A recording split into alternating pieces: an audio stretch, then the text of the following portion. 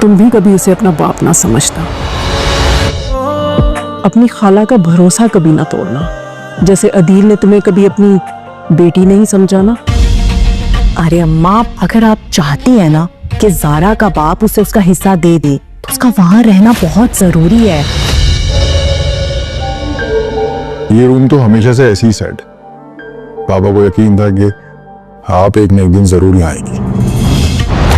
गलत फहमी है आपकी, ना ही तो ये मेरी फैमिली है, ना ही ये मेरा घर।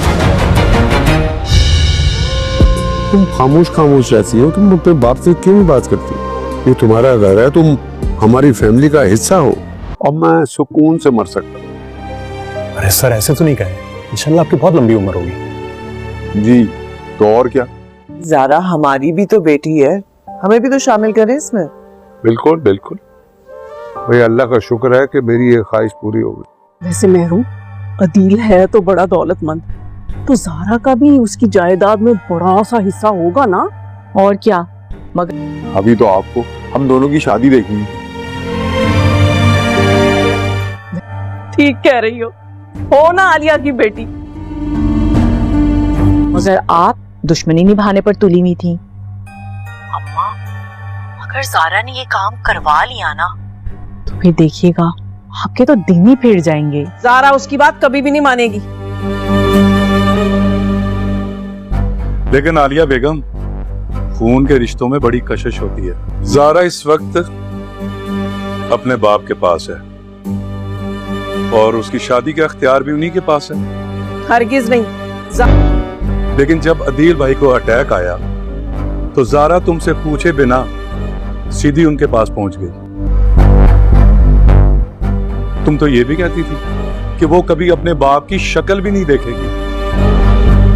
आलिया बेगम को मेहरू की बात समझ आ गई और लालच में आते हुए ज़ारा को आखिरकार अदील साहब के घर भेज दिया है। अब आलिया जो है ख्याली पुलाव पका रही है और ज़ारा से अब फ़ोन पर उसकी यही बातें हैं कि अदील साहब की तो बहुत ज़्यादा जायदाद है और करोड़ों की जायदाद में से अगर वो अपनी बेटी को हिस्सा देंगे तो मेरे भी दिन फिर जाएंगे। तो मेहरू यहाँ पर अपनी माँ को यही समझाती है कि मैं तो आपको कब से यही समझा रही थी, मगर आप ही बेवकूफ़ बनी हुई थी, अपने ही पैरों पर कुल्हाड़ी मारने का सोच रही थी। अगर मैं आपको ये मशवरा ना देती तो आपके जहन में तो ये बात आने वाली थी ही नहीं। तो यहाँ पर आलिया बेगम अपनी बेटी की तारीफ़ करते हुए उसे कहती है कि आखिरकार तुम भी तो मेरी ही बेटी हो और मेरी ही तरह सोचती हो। खैर, ज़ारा अब अपने बाबा के घर जा चुकी है और वहाँ पर ज़ारा का बहुत अच्छे से इस्तकबाल हुआ है। लेकिन ज़ारा को घर से भेजने से पहले आलिया बेगम ने उसको बिठाकर उसका एक बार से फिर से जहन जो है वो ब्रेन वॉश कर दिया है और उसको वहाँ पर बिठाकर ऐसी ऐसी बातें की हैं ताकि उसके दिल में अपने बाबा के लिए कोई भी मोहब्बत का जो भी एहसास है वो न जाग सके। वो यहाँ तक कि आलिया बेगम ने तो ज़ारा से ये भी कह दिया है कि जब तुम छोटी थी तो तुम्हारे बाबा तुम्हें मेरी गोद में फेंक कर चले गए और उस दिन के गए हुए आज तक मुड़कर तुम्हारा पूछा ही नहीं और मैंने तुम्हें अपने सीने से लगा कर रखा,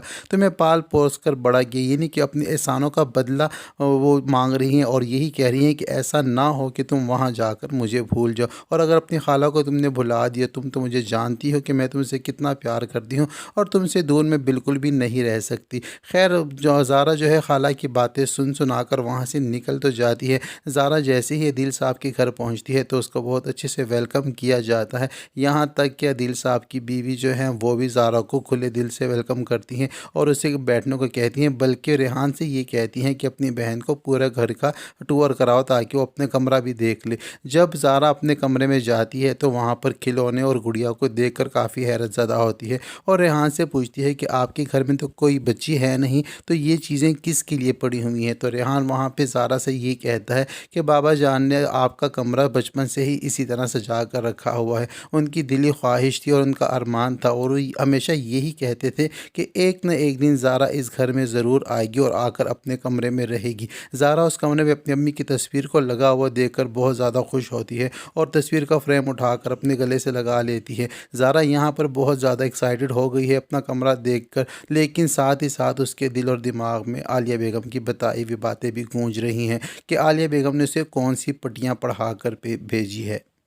ادھر دوسری جانب ہادی اور اس کی امی ایک بار پھر سے منیر صاحب کے گھر آتے ہیں اور یہی زارا کے رشتے کی بات ایک مرتبہ پھر سے کرتے ہیں، لیکن یہاں پر منیر بھائی جو ہیں وہ اپنی بہن سے کہہ دیتے ہیں کہ زارا اس وقت اپنے بابا کے گھر پہ ہے اور ان کے رشتے اور شادی کا اختیار پورا کا پورا انہی کے پاس ہے، کیونکہ آخر کار زارا عدیل صاحب کی ہی بیٹی ہے۔ تو یہاں پر یہ بات جو ہے عالیہ بیگم کو پسند نہیں آتی اور عالیہ بیگم یہ کہتی ہیں کہ ایسا ہرگز بھی نہیں ہے، زارا اپنے بابا کے بتائے ہوئے رشتے پر شادی کرنے کے لیے بالکل بھی تیار نہیں ہوگی، زارا میری بیٹی ہے اور اس کی زندگی کا اور مستقبل کا فیصلہ بھی میں کروں گی۔ یہاں پر اشاروں ہی اشاروں میں منیر صاحب نے ہادی اور اپنی بہن کو یہ اشارہ دے دیا ہے کہ اگر آپ لوگ زارا کا رشتہ کرنا چاہتے ہیں تو آپ کو عدیل صاحب کے پاس جانا چاہیے۔ خیر اب میں نے پچھلی اپنی ویڈیو میں آپ کو بتایا تھا کہ ایسا ہی ہوگا کہ جب زارا اپنے بابا کے پاس جائے گی تو ہادی اپنا رشتہ لے کر وہاں جائیں گے، کیونکہ ہادی یہ جانتا ہے کہ یہاں پر ہادی کی جو ممانی ہے وہ تو بالکل بھی اس رشتے سے راضی نہیں ہے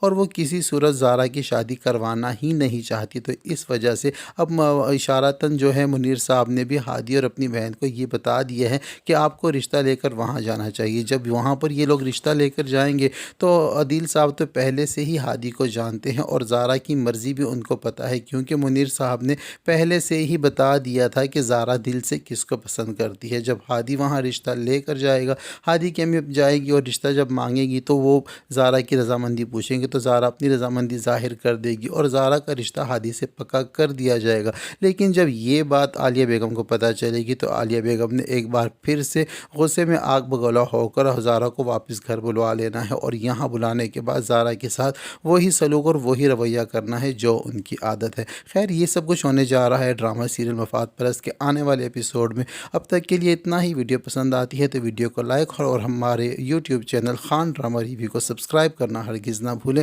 ساتھ ہی ساتھ بیل آئیکن کو بھی پریس کر دیں تاکہ ہماری نئی آنے والی ویڈیو کا نوٹیفیکیشن سب سے پہلے آپ تک پہنچ سکے۔ اب تک کے لیے اتنا ہی، ملتے ہیں نیکسٹ ویڈیو کے ساتھ۔